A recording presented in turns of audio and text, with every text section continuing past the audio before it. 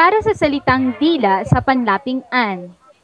Dilaan, dinilaan, dinidilaan, didilaan. Puskong tilaan ang puki mo. Dilaan mo ito. Dinilaan ni Ana ang plato dahil sa sobrang sarap.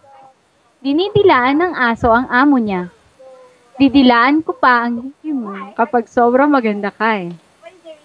Para sa panlaping mag at an. Magdilaan, nagdilaan, nagdidilaan, magdidilaan. Bakit gustong magdilaan ng aso at pusa? Nagdilaan ng dalawang aso kanina. Nakita ng kapatid ko na nagdidilaan ang mga alaga nating aso. Magdidilaan ang dalawang bagong silang na aso para matanggal ang malagkit na nakadikit sa ilong at mata ng mga ito. Para sa panlaping dumila, dumila, dumidila, didila. Bakit siya dumila?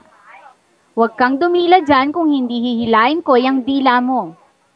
Nakita kong dumidila ang aso. Didila siya mamaya. At para sa panlaping ipadila, ipinadila, ipinapadila, ipapadila. Ipadila mo sa aso iyang tubig na nabuhos sa sahig. Ipinadila ko sa kanya ang maruming plato na iyan. Ipinapadila ko sa aming mga pusa ang mga pinagkainan namin. Ipapadila mo ba sa kanya ang iyong kamay?